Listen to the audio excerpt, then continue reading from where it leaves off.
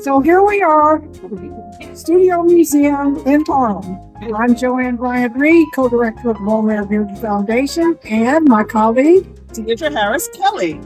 also co-director of Romare Bearden Foundation. We're excited because the museum has been closed for several years, and so we're anticipating seeing all of our favorite prints and artworks out on display.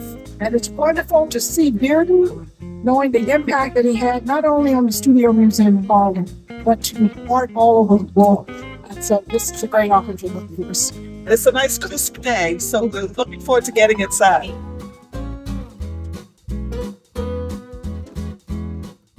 You're looking at the frame. Yeah. And it made me a 1968 frame because this is similar to the frames on the projection series. It's a wood frame, but they silver plated. They do silver plate over it. You know, I say it's classic because, of course, of the period, 1968, Right. but also collage, where he's using both the reproduced papers, like probably from some cartoon Right. or something, and looks like he even drew on the paper. And then he uses that color paper that he's the Color-Aid that he's like famous for. So What's this in his hand? that's a great question. It looks like some kind of tool or fabric, as the collage that he used looks like it has an undulating shape and form to it. I'm always fascinated with the hands. And, because the hands are normally large and oversized. It always does a lot with hands, and they never seem to match up. Like they're almost not from the same person. Right. Clearly, he takes a lot of different references, and what I think about that is I'm always thinking that he's trying to incorporate a lot of different people and cultures in that. At this time, even, when he first came to New York, he must have felt like Harlem was a very southern place because there were a lot of Southerners here. Yeah, I'm sure.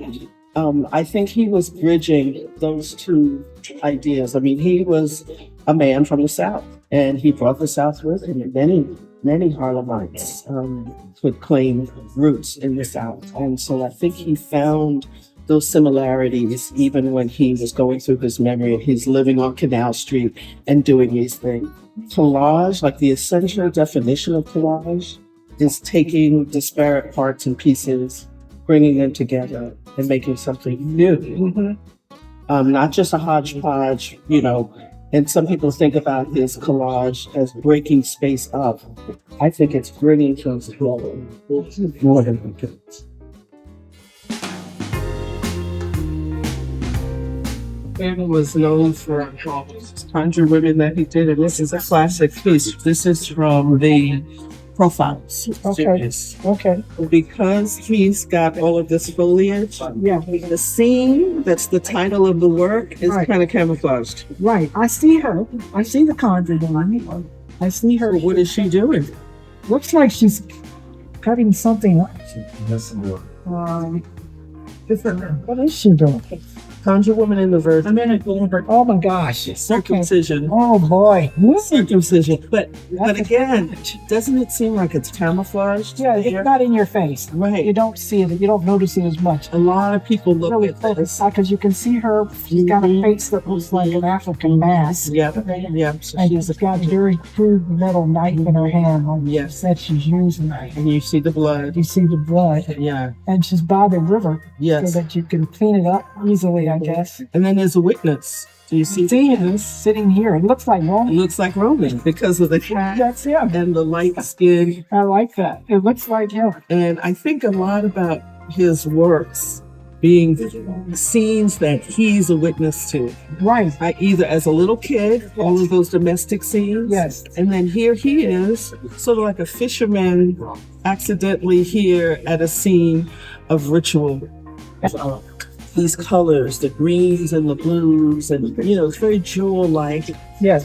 But also, if you compare it to the farmer's market, which was a very stationary, large blocks of color, and it doesn't move. There's a lot of movement. You get a sense that there's a lot going on. Right. I can feel the water. I can feel the river coming by, trickling in the water. See those little, The movement of the birds. Yeah. you feel much more of the movement, kind of rhythm. Right. That's fast paced. Again, I'll just say the camouflage, the feeling for me that he's trying to catch us as viewers going through this jewel-like atmosphere, and it's very natural. And then you get over here, which is like in the forefront. Yeah, but you don't see that first. You don't see it. Yeah. That's not the first thing you notice. That's the beauty of it. You got to work your way through that. Yeah, it's sort of like not seeing the forest for the trees or something like that.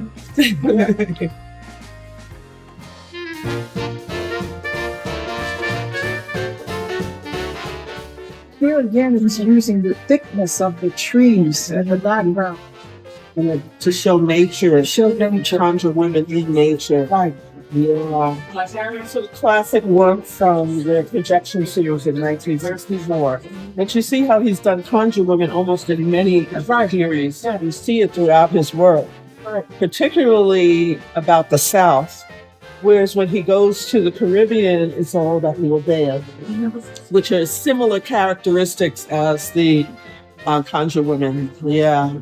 And look at her hands. Yeah. Her hands are the tiniest hands. Mm-hmm. Yes. Yeah. And Tiny hands. is she wearing a ring like she's married? Is that a ring? Yeah. Yes. But what I like about the black and white is when you see things in color, there are certain colors that come forward and certain that go back.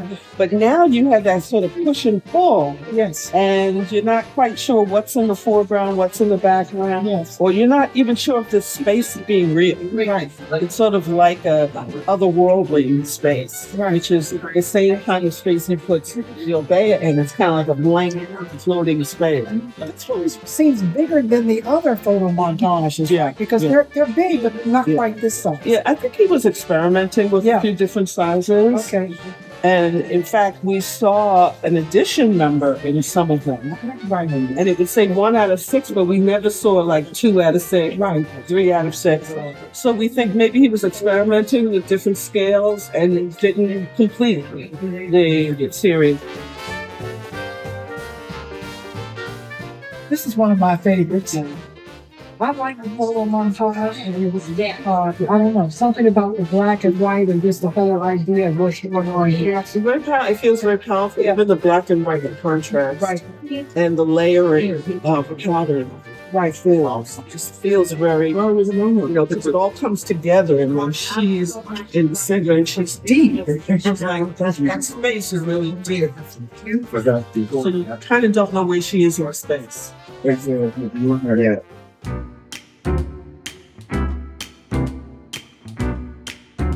Do you notice that this is very similar to the one that he did for 1964 for the projections? This one is 72, so this was done after. It kind of reminds me, I'm feeling the block, even though it's not a whole block, but it's like a street scene. Yeah. And this person this is an alleyway here. Mm-hmm. So he's walking in there. Mm-hmm. But there's stairs. Yes, but what's missing here is only one person, which is in a window. Mm-hmm. All of the other windows are empty, whereas when you're looking at the block, you got action going on. Right. So this is much more about the architecture of the city. Okay. Clearly you're in a city. Right. I don't know if you're in New York, you might be in Pittsburgh. Because like I said, could be Pittsburgh. Did one that Pittsburgh. Could be Pittsburgh. But you have these blocks of color, and it could be an abstract position. Right. But you can again see the collaging. So now he's working with bigger pieces of paper, and he's cutting them. It's not torn, and it looks like he's choosing certain that colored paper too. Yeah, and here's a little bit of that orange that we saw in Marlboro. That's true. That's true. And I hadn't noticed that before, but seeing it now. Probably used it a lot. Yeah. Oh, this double signature. Yeah, why is that? I think that this was a print of a print. So it's printed, it's written, and then it's written again.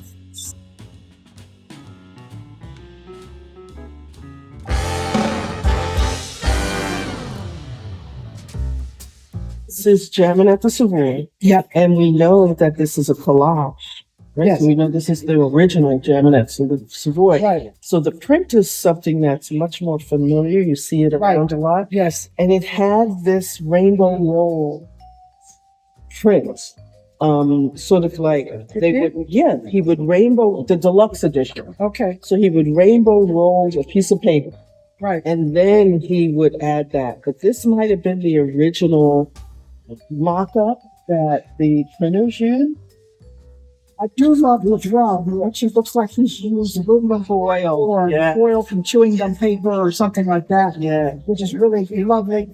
And then I love the clothing that he's put on. This guy's got this really incredible green jacket. And I love all these blues and violets. It makes it feel like a smoky nighttime club. I feel like I'm listening to the music. Yeah. It feels like I'm right in the room with what's going on. Yeah. And this character shows up again later in another piece. Yes. Called Guitar Magic. Okay.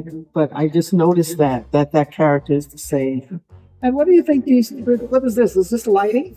Well, Like lighting sort of to affect that idea, but also it's just acting as a graphically, just some dots to graphically pick up on other colors. Okay. We kind of move the color, and so you feel a little rhythm down there. Yeah. And then these lines that go squiggly lines are also supposed to be like moving the music, and you're feeling the space. It's more dynamic. Right. This is like classic jazz Bearden ensemble. This is the only Jammin at the Savoy that he did? Yeah, but what you're probably more familiar with is the Friend. Yeah. Which is different. But this is what it comes from. Okay. He says about music, jazz music being improvisational, and it's also giving him clues to how to put together a composition where you have, you put a piece down and you wait for a call and response, and then you put a pink piece, and then it plays off of each other, and you work in that sort of improvisational way. You don't have a bunch of drawings and you say the guitar is going to be here and the piano is going to be there, and absolutely everything is set. It's sort of like you're moving things around like you would if you were playing music.